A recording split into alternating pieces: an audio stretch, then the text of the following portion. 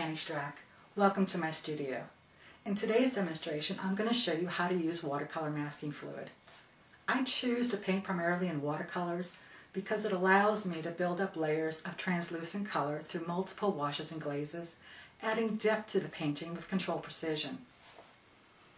I traveled extensively to seek out reference material for my subjects, and my paintings chronicle my travels across the U.S., the Caribbean, and the countries and the islands of the Pacific Rim.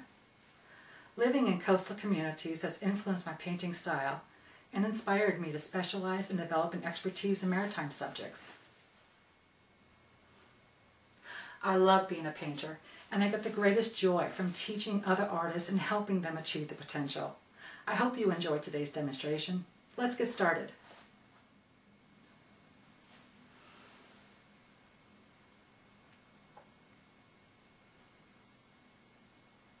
I hope you enjoyed today's painting tip.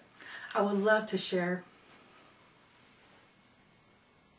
Masking fluid is a liquid latex product, much like rubber cement.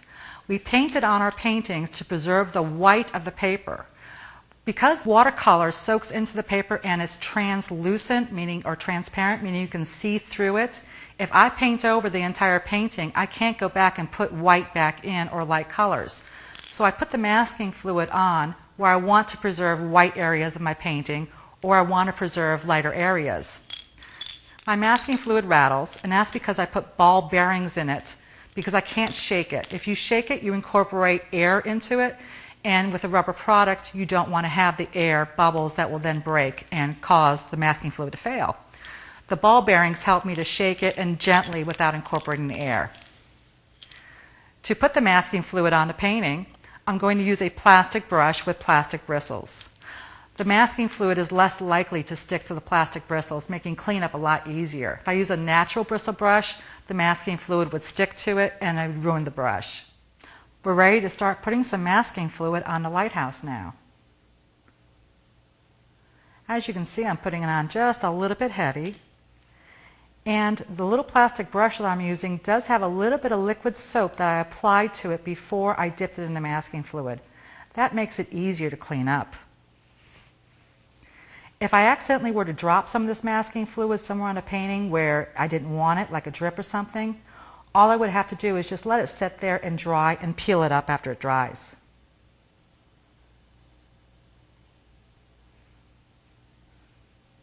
As you can see, it's very, very liquid. But it's going to dry a lot like rubber cement.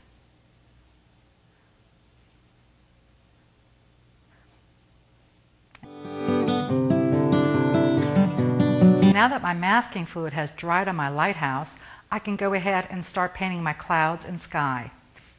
So I'm going to start with my 2-inch brush and begin brushing on the water. And as you can see, when I brush over the lighthouse, the masking fluid that's on the lighthouse is protecting the lighthouse from getting the water, and it will protect the lighthouse from getting the paint, blue paint from the sky into it. It preserves the white, so I can go back and paint that lighthouse in later. And I'm going to have some cloud here. Now I'm just going to slap it in right over the lighthouse. You can see the masking fluid protects me from getting the paint under where I want to paint the lighthouse later. And you'll see the masking fluid is protecting the boat, so I can just carry my waves right across, from one edge of the paper right across the boat. And then it looks very natural.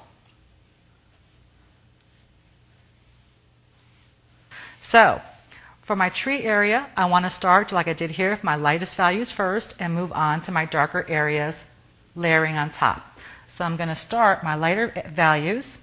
Lighter colors are going to be the yellow oak. Now I'm ready to start putting in some darker values in my trees. I just put all my lights and my mediums, so I'm going to go to my indigo and start layering some darks.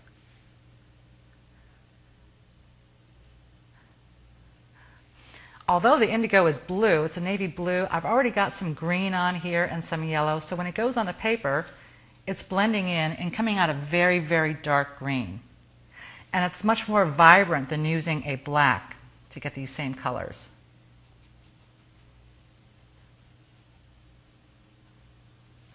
And add a little bit of water to that to kind of blend these edges in.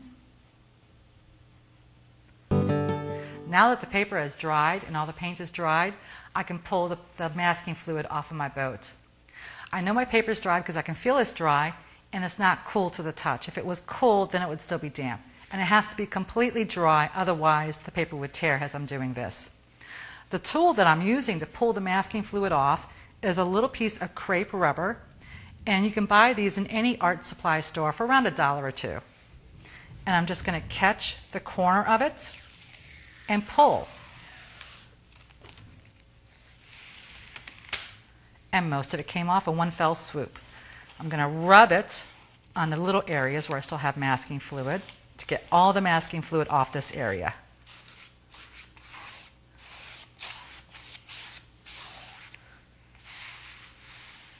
There, it's all gone. As you can see, the masking fluid left me a nice white area to paint my boat. The deck of my boat is going to be white, and the hull of the boat is going to be. I hope you enjoyed today's painting tip. I love to share my methods and techniques with other artists, and I hope you'll come back to visit with me in my studio again.